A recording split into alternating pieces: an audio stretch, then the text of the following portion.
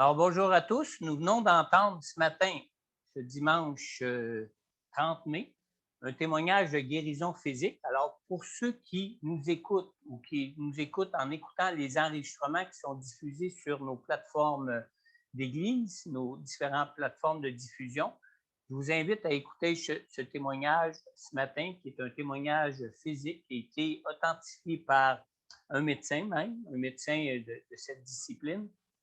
Alors, prenez le temps vraiment d'écouter ce témoignage ce matin. Pour cette prédication ce matin, en ce dimanche 30 mai, pour l'Église Centre-Vie Abondante et pour l'Assemblée Vie Nouvelle de Bellechasse, je vous invite à tourner avec moi ce matin dans 1 Corinthiens, chapitre 12. Nous allons lire pour commencer les versets 1 à 7. Je vais vous parler encore de la puissance du Saint-Esprit ce matin, comme je vous avais dit que j'étais pour vous parler la dernière fois que j'ai apporté la parole. Et la prochaine fois que j'apporterai la parole, je vous dis tout de suite, je vais emmener aussi encore un dernier message en ce qui concerne la plénitude du Saint-Esprit et plus particulièrement en ce qui concerne la personnalité, la personne même, le caractère même de la personne du Saint-Esprit de Dieu, parce que c'est important à comprendre que le Saint-Esprit de Dieu est une personne. C'est important quand on recherche la plénitude du Saint-Esprit. C'est important quand on recherche ou qu'on aspire aux dons spirituels pour que le Saint-Esprit puisse agir en nous. Ça sera pour la prochaine prédication que je vous apporterai. Alors, pour ce matin, nous tournons dans 1 Corinthiens, chapitre 12, les versets 1 à 7 pour commencer. 1 Corinthiens, chapitre 12, les versets 1 à 7. Nous lisons ici. En ce qui concerne les réalités spirituelles, je ne veux pas, frères et sœurs, que vous soyez dans l'ignorance.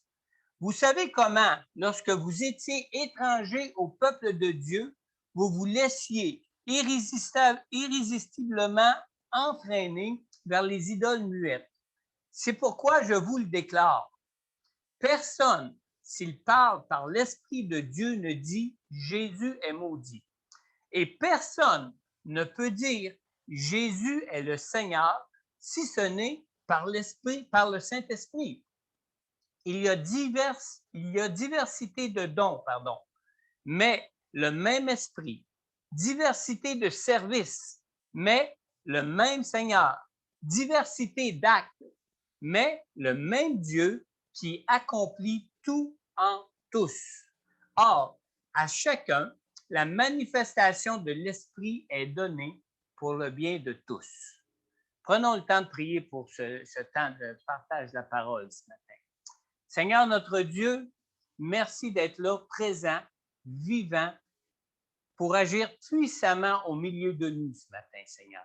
Et Seigneur, ce que nous te demandons dans l'action de ton Saint-Esprit ce matin pour nous qui sommes réunis pour être à l'écoute de ta parole ce matin, Seigneur Dieu, c'est que l'onction de ton Saint-Esprit réside sur chacun de nous afin que nous puissions, comme tu nous l'as promis dans ta parole, être enseignés de toi pour tout ce qui concerne, Seigneur Dieu Tout-Puissant, ton plan de vie que tu libères à travers la personne du Saint-Esprit à travers chacun de nous, Seigneur.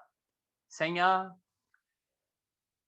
que ton Saint-Esprit soit vraiment cette lumière qui peut chasser ces ténèbres à l'intérieur de nous, Seigneur.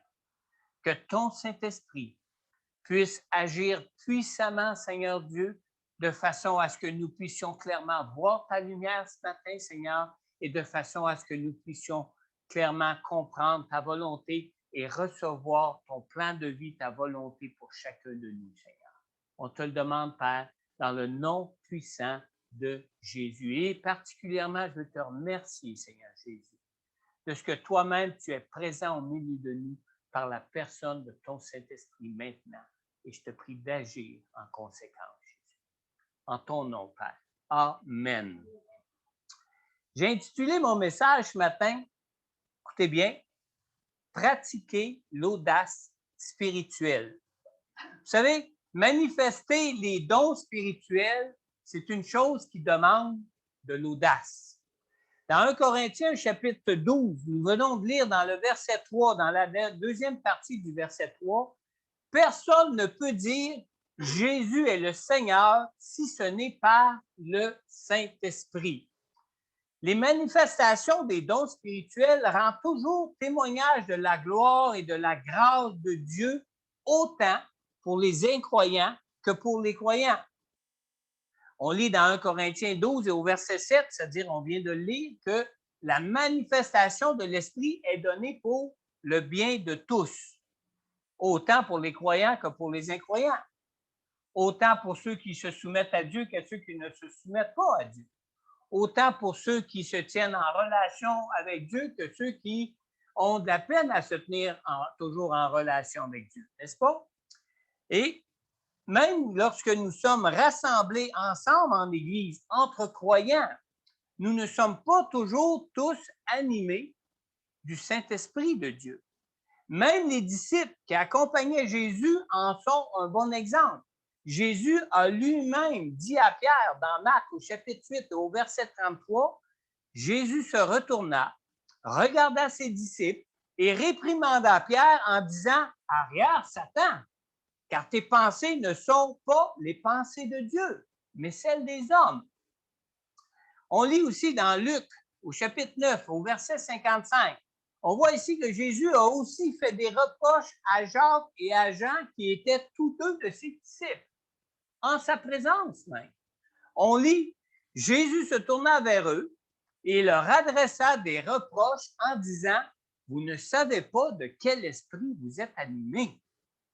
Alors, comme pour ces disciples qui étaient en présence de Jésus lui-même, quand nous nous réunissons ici ensemble en Église, même si Jésus est lui-même présent au milieu de nous, nous ne sommes pas toujours animés du Saint-Esprit de Dieu. Et ça, il faut avoir l'humilité de le reconnaître.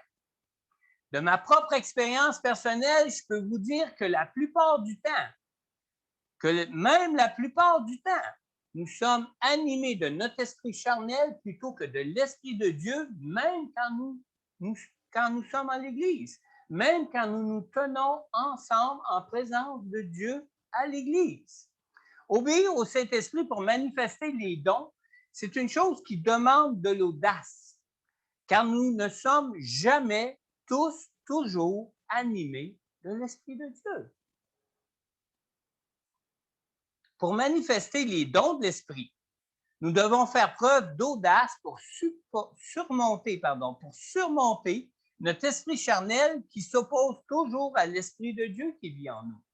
C'est un combat naturel qui est constant en nous et c'est la raison pour laquelle le Saint-Esprit doit demeurer en nous pour mener constamment ce combat parce que notre chair est naturellement toujours opposée à Dieu. Mais nous devons aussi faire preuve d'audace pour surmonter l'intimidation des esprits de ténèbres qui nous bombardent de toutes sortes de pensées, même lorsque nous sommes réunis ensemble à l'Église. Vous savez, les esprits de ténèbres cherchent constamment à intimider et à influencer notre chair pour empêcher justement que les dons du Saint-Esprit soient manifestés parmi nous. C'est le combat qui existe entre les esprits de lumière et les esprits de ténèbres. Manifester les dons du Saint-Esprit exige avant tout de la foi. Et ça exige d'agir par la foi. Et agir par la foi, ça implique nécessairement de sortir de notre zone de confort. Alors, quand que nous sommes trop centrés sur notre petit moi à nous, notre propre chair, ça devient difficile pour nous de ne pas subir d'intimidation pour pouvoir sortir de cette zone de confort. Pardon. Vous savez, notre chair n'aime pas se retrouver dans des situations inconfortables. C'est normal. On est dans une nature de faiblesse. Et même quand nous savons que Dieu veut nous utiliser, nous préférons souvent plutôt fuir que de faire preuve d'une foi audacieuse. Pardon. Manifester les dons du Saint-Esprit implique un combat spirituel qui implique une foi qui demande de l'audace. Obéir au Saint-Esprit pour manifester les dons spirituels implique une foi développée, une foi qui va être une foi audacieuse, une foi qui va être une foi qui va agir sans compromis. Parce que pas d'audace, pas d'obéissance au Saint-Esprit. Pas d'obéissance au Saint-Esprit, pas de manifestation spirituelle. Et comme résultat, s'il n'y a pas de manifestation du Saint-Esprit, il n'y a pas de don spirituel qui va être manifesté pour le bien de tous. Pas d'édification dans l'Église. Amen. Nous voyons dans la parole de Dieu que dans certains cas même, Jésus faisait même sortir les gens de la pièce lorsqu'il sentait que tous n'étaient pas sur la même longueur d'onde spirituelle que lui. Vous avez déjà vu ça dans vos Bibles, dans le Nouveau Testament. Quand les personnes présentes n'étaient pas de la même opinion que lui, nécessairement, ces personnes n'étaient pas dans le même esprit que lui. Amen. Quand les personnes présentes, dans certains cas même, la manifestation spirituelle du Saint-Esprit peut difficilement prendre place et peut même être rendue impossible dans un milieu où la chair se trouve sous l'influence des esprits de ténèbres. Vous savez, Jésus ne manquait pas d'audace quand il agissait ainsi, quand il faisait sortir les gens ou quand il retirait à part la personne qu'il voulait bénir. Si Jésus agissait ainsi, c'était plutôt pour créer une zone de liberté. Non pas pour lui, mais une zone de liberté pour ceux qui devaient bénéficier de sa grâce, pour qu'ils soient libres de pouvoir recevoir les miracles que Dieu voulait opérer pour lui. Jésus cherchait à ce qu'il ne soit pas trop intimidé par les personnes présentes. L'intimidation des esprits charnels et des esprits de ténèbres pouvait les empêcher même de recevoir leurs miracles. Alors Dieu devait les mettre à part en faisant sortir des gens ou en les retirant plus loin que la foule qui pouvait assister. Pratiquer l'audace spirituelle nous aide à nous rendre libres, libres de notre chair et surtout libres des opinions des hommes. Nous devons être libres des opinions des hommes pour pratiquer l'audace spirituelle pour arriver à être utilisé par le Saint-Esprit pour manifester les dons spirituels. L'audace spirituelle est une chose qui se pratique pour mener nos combats de foi et surtout pour arriver à être libre de manifester les dons du Saint-Esprit. Tournez avec moi dans 2 Timothée, chapitre 2. Nous allons lire ensemble les versets 6 à 8. 2 Timothée, chapitre 2, les versets 6 à 8. Prenez le temps de tourner si vous voulez suivre avec moi parce que vous ne les verrez pas ici à l'écran. Nous lisons ici. C'est pourquoi je te le rappelle. Ranime la flamme du don de Dieu que tu as reçu lorsque j'ai posé mes mains sur toi. En effet, et ça c'est un verset qu'on connaît bien, ce n'est pas un esprit de timidité que Dieu nous a donné, mais un esprit de force, d'amour et de sagesse. N'aie donc pas honte du témoignage à rendre à notre Seigneur, ni de moi son prisonnier, mais souffre avec moi pour l'Évangile en comptant sur la puissance de Dieu. Alors, quand on lit ces versets-là, une chose qu'on peut remarquer, c'est que le contexte ici nous montre clairement que Timothée doit apprendre à agir avec la force que le Saint-Esprit nous donne pour ne pas se laisser être dominé par la crainte des hommes. Amen. Et 2 Timothée 1, oh, je m'excuse, j'ai dit 2 Timothée 2. J'ai 2 Timothée 2. C'est 2 Timothée 1, oui, parce que c'est 2 Timothée 1, 7, on a l'habitude de lire souvent. Pardon, alors je rectifie, c'est dans 2 Timothée, le chapitre 2 et non pas le chapitre 1. Dans le 2 Timothée, le chapitre 1 et non dans 2 Timothée, le chapitre 2, pour lire les versets 6 à 8. Alors, le contexte ici, comme je viens de vous le dire, nous montre clairement que Timothée doit apprendre à agir avec la force que le Saint-Esprit nous donne pour ne pas se laisser être dominé par la crainte des hommes. Amen. La crainte des hommes peut empêcher la manifestation des dons du Saint-Esprit que le Seigneur voudrait reprendre. L'audace spirituelle nous aide, elle, à être libres des opinions des hommes que nous pouvons craindre. L'audace spirituelle ne vient pas en regardant à soi-même ou en regardant à nos propres capacités, mais l'audace spirituelle vient comment?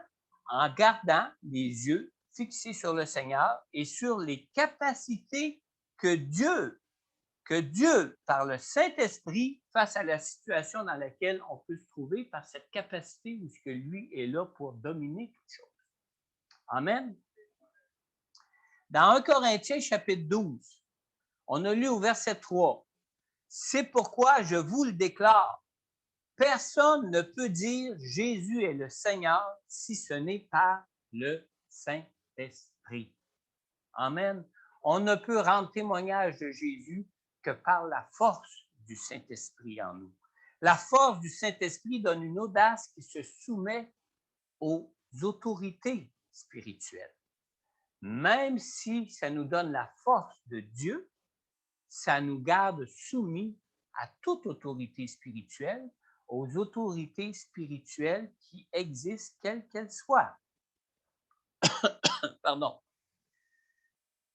La seule autorité absolue est celle qui vient de Dieu. Toutes les autres autorités, que ce soit celle de l'Église, que ce soit celle du gouvernement ou celle des parents ou celle même d'un conjoint ou d'un employeur, l'audace qui entre en contradiction avec la parole de Dieu ne peut être une audace qui provienne de la force du Saint-Esprit. Si on agit avec l'audace qui nous provient de la force du Saint-Esprit, assurément, nous allons être une personne qui, malgré cette audace, va se garder à être soumis à toutes les autorités spirituelles qui ont été déléguées de Dieu par Dieu. Amen. Dans 1 Corinthiens, chapitre 12, versets 4 à 6, nous avons lu « Il y a diversité de dons, mais le même esprit. Diversité de services, mais le même Seigneur. Diversité d'actes, mais le même Dieu qui accomplit tout en tous. Et ce même Dieu qui a établi toute autorité spirituelle dans ce monde, ce même Dieu, c'est lui qui nous donne la force et il ne nous donnera jamais cette force de lui pour agir contre les autorités que lui-même a instituées dans ce monde. Amen. Maintenant, l'audace qui nous vient de la force du Saint-Esprit ne peut jamais être en contradiction avec ce qui est accompli par Dieu. Maintenant, prêtez bien attention ici. Suivez-moi bien là-dessus. Agir avec une foi audacieuse et même agir dans la plénitude du Saint-Esprit ne peuvent jamais, je dis bien jamais, être une garantie que nous agissons en conformité avec la volonté parfaite de Dieu. Suivez-moi bien ici. Si ce qui est partagé, même avec la force du Saint-Esprit, et même si ce qui peut être manifestement audacieux vient à contredire la vérité de Dieu qui nous est révélée dans sa parole, nécessairement cela ne peut pas venir de Dieu. Amen. Les dons spirituels sont tous soumis dans leur expression, non seulement à la foi du croyant, au croyant lui-même, mais au jugement même du croyant qui manifeste le don de l'Esprit. Le croyant a toujours le choix de parler ou d'agir au gré de ses pensées ou selon la pensée de Dieu que peut lui donner le Saint-Esprit. Toujours. On a toujours le choix. Même si on peut jouir de l'audace qui peut nous venir du Saint-Esprit et même si on peut jouir d'une plénitude du Saint-Esprit en nous, on peut du même coup même, on a à choisir du même coup même à agir selon les pensées de Dieu que nous donne le Saint-Esprit ou selon nos propres pensées.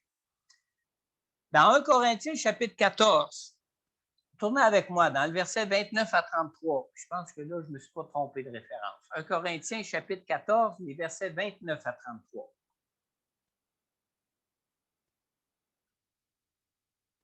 On lit ici, « Quant aux prophètes, que 2 ou 3 parlent et que les autres évaluent leur message. Et si un autre membre de l'assistance a une révélation, que le premier se taise. En effet, vous pouvez tous prophétiser l'un après l'autre, afin que tous soient instruits et que tous soient encouragés. L'esprit des prophètes est soumis aux prophètes, car Dieu n'est pas un Dieu de désordre, mais de paix, comme dans toutes les églises des saints. » Donc, continuez à bien me suivre ici. Être utilisé par le Seigneur pour manifester les dons du Saint-Esprit ne nous autorise pas à parler ou à agir comme bon nous semble. Amen. Nous pouvons relever ici 2 raisons bibliques qui supportent cette affirmation. Premièrement, dans le verset 29 qu'on vient de lire, on a lu « Quant aux prophètes, que 2 ou 3 parlent et que les autres évaluent leur message. » Alors, si on a besoin de d'autres qui évaluent notre message, alors qu'on peut agir avec l'audace du Saint-Esprit et dans la plénitude du Saint-Esprit, c'est que ça peut peut-être ne pas être parfait. Amen. Dans 1 Corinthiens 14, 32, on a lu aussi « L'esprit des prophètes est soumis aux prophètes, à la personne qui parle. Car Dieu n'est pas un Dieu de désordre, mais un Dieu de paix. » Alors, nous savons tous que le désordre et la confrontation sont des choses qui suscitent toujours du malaise et de l'intimidation. Amen. Il est donc important et nécessaire que nous puissions nous-mêmes juger les motifs de nos cœurs pour transmettre fidèlement ce qui nous est donné du Saint-Esprit, de façon à ne pas agir ou transmettre en considérant ce que notre chair peut chercher à nous dire, mais en considérant seulement ce que le Saint-Esprit de Dieu nous dit. Amen.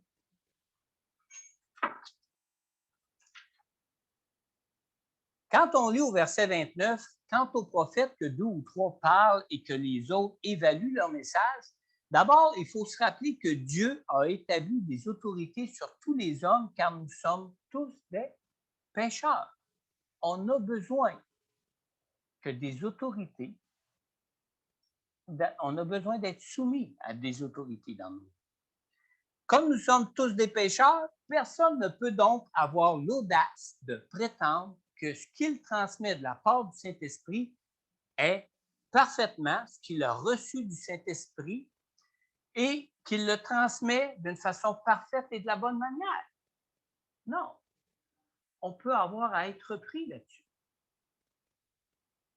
Il est donc juste que tout ce que l'on considère être des manifestations des dons du Saint-Esprit soit évalué par l'ensemble de l'Église et même s'il y a lieu d'être corrigé par les autorités que Dieu a mis en place dans l'Église. Ceci veut dire que même si nous pouvons agir avec une foi audacieuse et même si nous pouvons être dans la plénitude du Saint-Esprit, nous demeurons des êtres de faiblesse et des êtres de faiblesse toujours sujets à agir et à parler selon notre propre chair plutôt que selon l'Esprit. Lorsque notre chair ne demeure pas soumise au Saint-Esprit, ce que nous transmettons se voit être mêlé entre nos propres pensées et la pensée de Dieu. Vous me suivez? C'est ici que le malaise et l'intimidation peuvent prendre place au milieu de l'auditoire et produire l'effet contraire que ce qui est attendu de la manifestation des dons. Comme exemple, est-ce qu'il y en a qui connaissent Smith Wigglesworth? Vous n'avez jamais entendu parler de Smith Wigglesworth, ni jamais lu de livre de Smith Wigglesworth. Il y a plusieurs livres écrits sur son ministère. Smith Wigglesworth était un homme rempli d'esprit et un homme plein d'audace, et même de l'audace du Saint-Esprit. Pourtant, lorsque des miracles de guérison se manifestaient, la confusion et le malaise prenaient souvent place au milieu de l'auditoire. Quand Smith Wigglesworth appelait les gens à s'avancer pour prier pour eux, pour recevoir un miracle de guérison de Dieu, il lui arrivait de frapper la personne pour qui il priait. Ça semait un malaise. Ça faisait une intimidation incroyable au milieu de l'auditoire, au point que certains doutaient que ces miracles viennent de Dieu. Vous voyez? Dans un des livres de Smith Wigglesworth que j'ai lu, il est mentionné une chose que j'ai trouvée bien spéciale. Il est mentionné que, en vieillissant et par son expérience d'année en année, où il a opéré ses ministères puissants de délivrance par le Saint-Esprit, Smith Wigglesworth, vers la fin de sa vie, ne frappait plus les gens.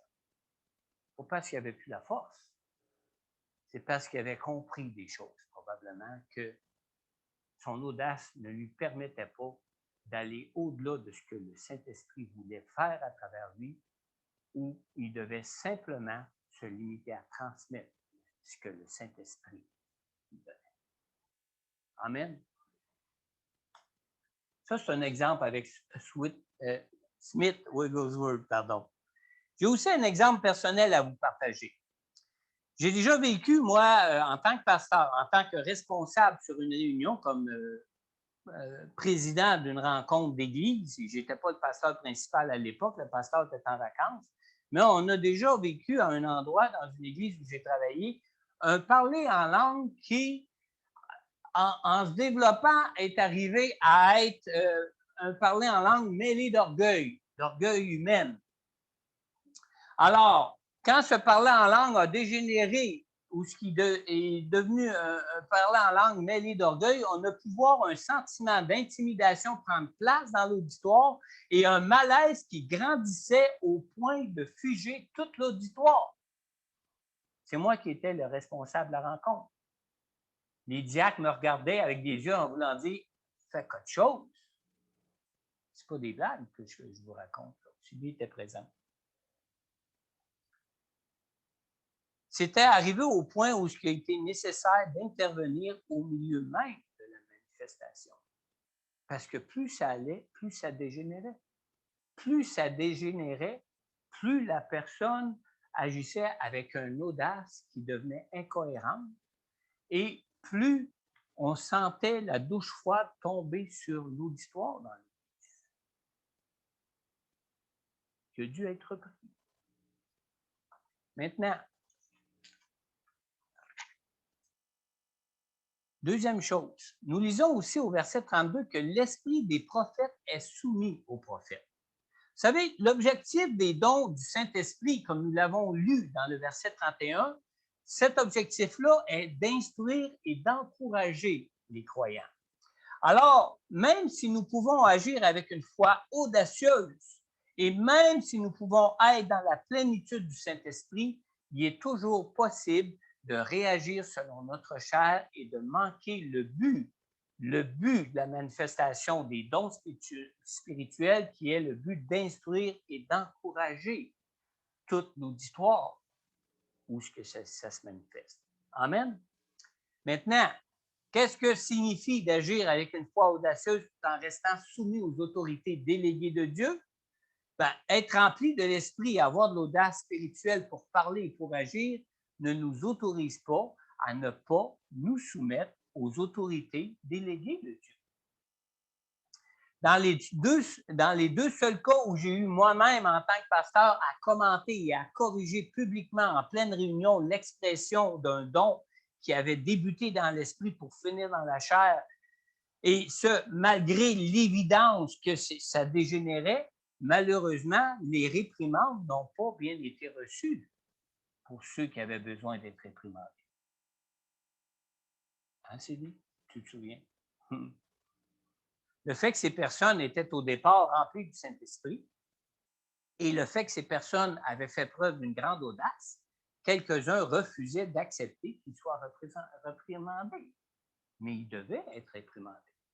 Parce que même si tu commences par l'esprit, si tu finis par la chair, Il n'y a pas raison de laisser place à la chair dans une manifestation du Saint-Esprit. Amen.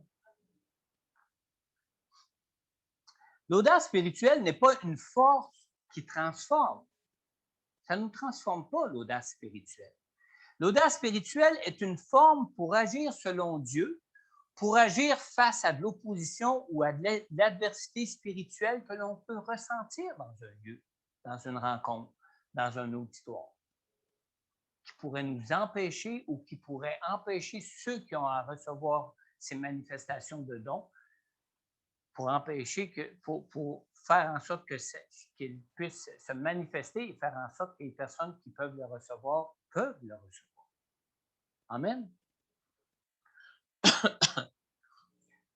L'audace spirituelle nous donne la force du Saint-Esprit et l'audace spirituelle ne nous est pas donnée pour agir face à ceux qui exercent l'autorité qui vient de Dieu.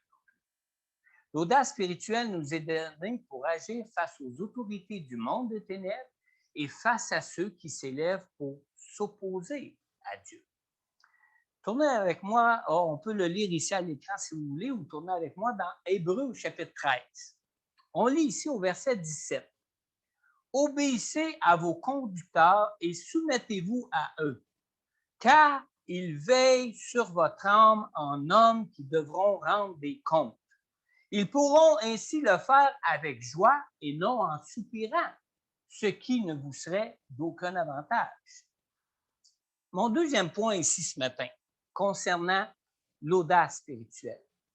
L'obéissance au Saint-Esprit, vous savez, est essentielle pour pratiquer l'audace spirituelle. Obéir au Saint-Esprit n'est pas une question d'affinité spirituelle, mais c'est plutôt une question d'expérience de vie avec l'Esprit, d'expérience de vie dans l'Esprit. Dans Jean, au chapitre 10, au verset 27, un verset qu'on connaît tous, Jésus dit ici, « Mes brebis écoutent ma voix et elles me suivent. » Amen. Parole du Seigneur. N'hésitez pas à dire Amen, c'est la vérité. Une brebis, vous savez, c'est un animal qui a atteint un certain développement dans sa vie. Ici, remarquez que Jésus ne parle pas d'un agneau, mais parle vraiment d'une brebis. Un agneau n'est pas au stade de maturité d'une brebis. Il faut bien faire la différence. Un agneau devient une brebis quand il atteint une certaine maturité dans son développement.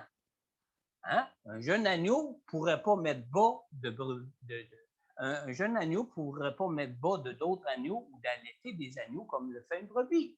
Ça prend un certain stade de développement pour arriver à cette maturité physique dans leur développement. C'est la même chose en ce qui concerne notre développement spirituel.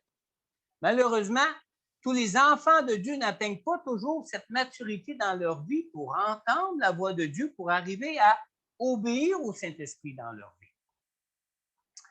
Tournez maintenant avec moi dans Hébreux chapitre 5. On va lire ensemble les versets 12 à 14. Ils n'apparaîtront pas tous ici non plus. Hébreux chapitre 5, versets 12 à 14.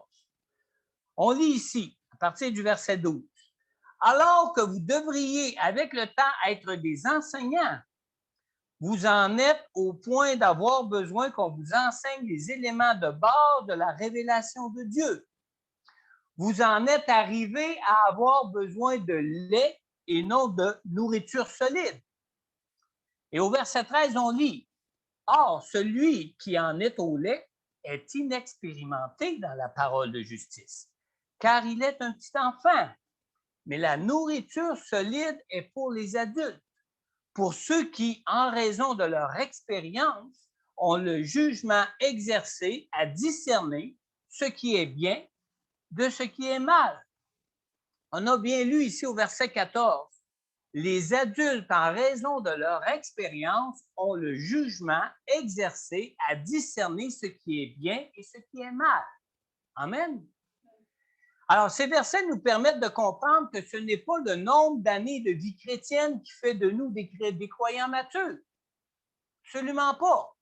Des croyants avec l'expérience voulue pour avoir le jugement exercé à discerner ce qui vient de Dieu de ce qui ne vient pas de Dieu, ne vient pas avec notre nombre d'années de vie chrétienne, mais avec nos expériences de vie par le Saint-Esprit. Amen.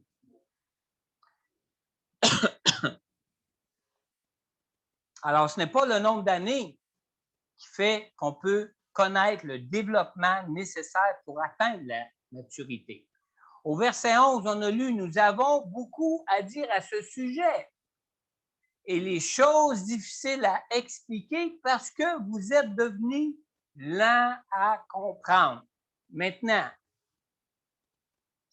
ces versets nous permettent de comprendre que ce n'est pas le nombre d'années de vie chrétienne qui fait de nous des croyants matures, des croyants avec l'expérience voulue. Je me répète, je sais, mais c'est important que vous le saisissiez bien. Des croyants avec l'expérience voulue pour avoir le jugement à exercer, à discerner ce qui vient de Dieu de ce qui ne vient pas de Dieu. Alors, notre réponse au manque de maturité nous est donnée dans l'expression qu'on trouve au verset 11, juste avant le verset 12, où on avait commencé tantôt, où on trouve l'expression « lent à comprendre ». Le mot « lent » qu'on trouve ici dans Hébreux 5, 11, c'est le même mot qui est traduit par le mot « relâchement » qu'on trouve un petit peu plus loin dans Hébreux chapitre 6, dans le verset 12. Et aussi, dans la traduction de la parole vivante, ce même mot qui est traduit par le mot « lent » dans Hébreux 5, 11 et qui est traduit par le mot « relâchement » par Hébreux 6, 12, dans la traduction de la parole vivante, ce même mot est aussi traduit par le mot « indifférence ». Alors ça nous fait comprendre ce qui peut nous empêcher d'atteindre la maturité en tant que croyants dans nos vies.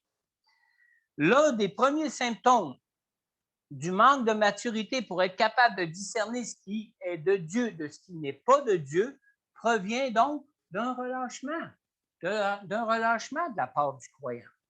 Un relâchement dans le maintien de notre relation avec le Seigneur. Et ce relâchement prend place dans nos vies à cause de l'indifférence. Notre indifférence face à Dieu. Une indifférence qui vient de notre manque d'intérêt pour ce qui est juste. Obéir au Saint-Esprit consiste tout simplement à reconnaître ce qui vient de l'Esprit de Dieu pour nous y soumettre. Dans 1 Corinthiens 12, on va tourner plutôt dans 1 Corinthiens chapitre 3. Je pensais que je m'étais trompé dans mes notes encore. 1 Corinthiens chapitre 3. On va lire ensemble aussi les versets 1 et 2 à ce sujet. On lit ici à partir du verset 1 dans 1 Corinthiens chapitre 3. « Pour ma part, frères et sœurs, je n'ai pas pu vous parler comme à des personnes dirigées par l'Esprit, mais comme à des personnes dirigées par leur nature propre, comme à de petits enfants en Christ. » Alors, quand on lit ça, vous savez, dans la vie de tous les jours, on n'a pas à dire à une personne mature de ne pas faire une chose mauvaise qu'on lui demanderait de faire, comme on peut le faire avec un enfant, comme on le fait habituellement avec un enfant. Comme on peut aussi le faire avec un enfant, on n'a pas besoin de dire à une personne mature de faire une chose qui est bonne pour elle quand on lui demande de faire une chose qui est bonne. Vrai? Par son expérience de vie, une personne mature sait faire la différence entre ce qui est une bonne chose et ce qui est une mauvaise chose. Vrai? C'est la même chose pour ce qui concerne notre capacité de reconnaître ce qui peut venir du Saint-Esprit de Dieu, de ce qui peut venir de notre propre chair ou de l'influence des esprits du mal sur notre chair. Amen? Vous me suivez toujours? Plus nous persévérons dans le maintien de notre relation avec Dieu en Jésus-Christ par le Saint-Esprit, plus nous sommes en mesure de reconnaître si la voix que nous entendons est celle du Saint-Esprit ou celle de notre nature propre ou encore celle des esprits de ténèbres qui cherchent à nous influencer. Amen. savez, mon fils Éric, à sa première journée d'école, je vois encore la photo quand j'y pense, il avait la main sur la poignée de porte pour aller prendre l'autobus, sortir de la maison avec sa boîte à lunch ou son sac, je ne sais pas trop. Puis il s'est arrêté, la main figée sur la poignée de porte. Il s'est retourné, puis il m'a regardé. Puis il m'a dit, « Papa, je ne peux pas aller à l'école. Je ne sais même pas lire ni écrire. » Hein? Suivez-moi bien. Apprendre à être dirigé par le Saint-Esprit de Dieu pour être utilisé par Dieu est semblable à apprendre à lire et à écrire.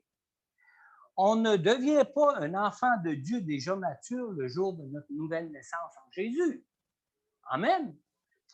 Pas plus qu'un bébé nouveau-né est adulte au jour de sa naissance. Amen. Marcher par l'Esprit de Dieu est une chose qui s'apprend par nos expériences de vie avec Dieu, par le Saint-Esprit, avec le Saint-Esprit. Et comme nous devons aller à l'école dans nos vies pour apprendre à lire et à écrire, nous devons aussi nous mettre à l'école de Dieu, à l'école du Saint-Esprit pour apprendre à marcher par le Saint-Esprit dans nos vies. Ce n'est pas une question de connaissance académique, absolument pas, mais c'est plutôt une question d'expérience pratique pour nous en tant que chrétiens.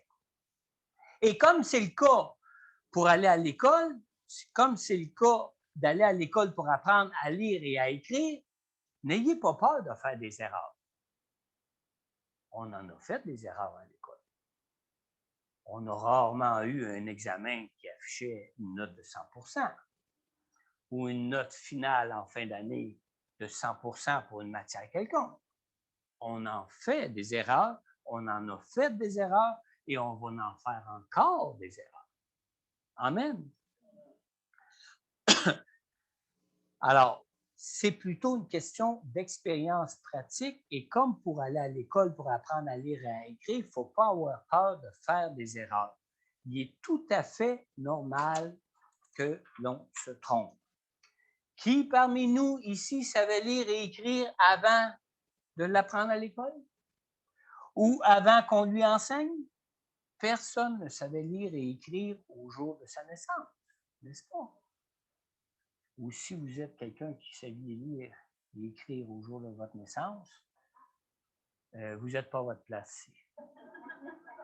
On est dans un monde imparfait, dans un monde de pécheurs, dans un monde où ce que toute notre vie, c'est un constant développement de notre personne. Amen. Vous connaissez l'expression « c'est en forgeant qu'on devient forgeron ». Amen. Permettez-moi de vous dire ce matin, c'est en s'intéressant au Saint-Esprit de Dieu qui vit en nous qu'on arrive à faire l'expérience de sa plénitude et qu'on arrive à nous soumettre parfaitement et entièrement à lui. Amen. Amen. Avant de te mettre à l'école du Saint-Esprit ce matin, tu dois d'abord avoir reçu le Seigneur Jésus dans ta vie. Mais je crois que le Seigneur veut nous apprendre à... Oh, pardon. On a lu dans 1 Corinthiens chapitre 12, dans la deuxième partie du verset 3 ce matin, « Personne ne peut dire « Jésus est le Seigneur » si ce n'est par le Saint-Esprit. » Amen. Est-ce que tu as déjà invité Jésus à venir dans ton cœur pour qu'il devienne le sauveur de ta vie et qu'il devienne le Seigneur de ta vie? Dans Jean 3,16, la parole de Dieu nous dit « Car Dieu a tant aimé le monde qu'il a donné son Fils unique, Jésus, afin que quiconque croit en Jésus ne périsse pas, mais qu'il ait la vie éternelle. » Et nous lisons aussi dans la parole de Dieu, dans le premier chapitre de l'Évangile de Jean, au verset 12, Jean 1, 12. « Mais à tous ceux qui l'ont accepté, à tous ceux qui croient en son nom, il a donné le droit de devenir enfant de Dieu. » Alors, si tu désires ce matin recevoir la grâce du pardon de Dieu qui t'est offerte en Jésus ce matin, je t'invite simplement à adresser à Dieu cette courte prière. Simplement, tu peux répéter après moi. dans ton cœur ou d'une voix audible, c'est comme tu le veux. Père céleste, je crois en ton amour pour moi en Jésus. Père céleste, je crois que tu as envoyé ton Fils Jésus pour que je sois sauvé de mes péchés et que je connaisse la grâce de ta présence en moi par la personne de ton Saint-Esprit. Père céleste, je crois que dans ton amour pour moi et que dans l'amour de Jésus pour moi, que Jésus s'est sacrifié pour moi en portant à ma place la condamnation pour le prix de mes péchés à la croix. Je crois qu'il a souffert, je crois qu'il est mort à la croix pour moi à ma place, pour le prix de mon pardon, pour tous mes péchés et pour que je sois ainsi réconcilié avec toi pour te connaître, toi, le seul Dieu, le seul vrai Dieu, et pour connaître ta présence et ta puissance dans ma vie ici-bas maintenant par ton Saint-Esprit. Je reconnais que je suis pécheur, que j'ai besoin de ta grâce pour vivre par la foi une nouvelle vie comblée, une relation vivante avec toi par la personne de ton Fils Jésus, par le Saint-Esprit en moi. Seigneur, je t'ouvre maintenant tout mon cœur. Je te prie, Seigneur, d'entrer maintenant dans ma vie. Père céleste, je te demande maintenant pardon pour tous mes péchés. Je te le demande, Père, dans le nom de Jésus, ton Père, ton Fils, mort et ressuscité pour moi. Et si tu as fait sincèrement cette prière, dans ton cœur ou audiblement, tu peux dire Amen. Maintenant, si vous écoutez l'enregistrement de ce message et que vous avez adressé cette prière au Seigneur pour la toute première fois de votre vie, ou peut-être si tu l'avais déjà fait et tu croyais pour toi que tu devais la refaire cette même prière encore ce matin, n'hésite pas à prendre contact, soit avec moi ou soit avec Pasteur Corneille, selon ce que tu préfères. Nous pourrons prendre contact avec toi ultérieurement pour prier pour toi personnellement et pour répondre à toutes tes questions sur Jésus, pour répondre à toutes tes questions sur l'assurance de ton salut et pour tout ce qui concerne la présence de Dieu par la personne du Saint-Esprit avec toi pour ta vie. Aussi, une deuxième chose ce matin.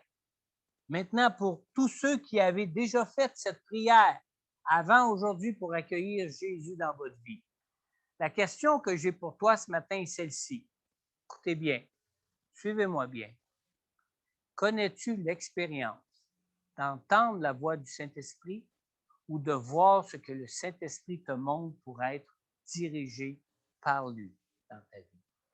Si tu n'as encore jamais connu cette expérience, ou si tu as des questionnements sur une telle expérience que tu aurais déjà fait, n'hésite pas à prendre contact avec moi ou avec Pasteur Corneille pour en parler avec l'un ou l'autre de nous deux pour que l'on prie pour toi sur ce sujet. Et maintenant, une fois que cet enregistrement sera terminé, ceux qui sont ici à l'église en présentiel pourront s'avancer pour que l'on prie pour vous. Et pour ceux qui sont en ligne, prenez du temps à part avec Jésus pour lui partager vos besoins que vous ressentez pour être gardés sous l'influence du Saint-Esprit dans vos vies.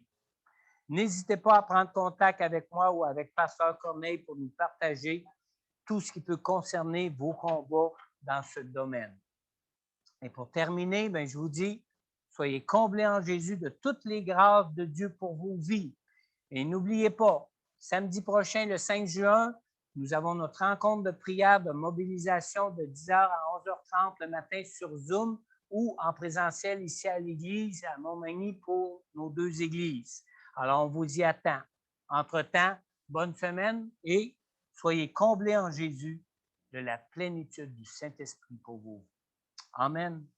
Amen.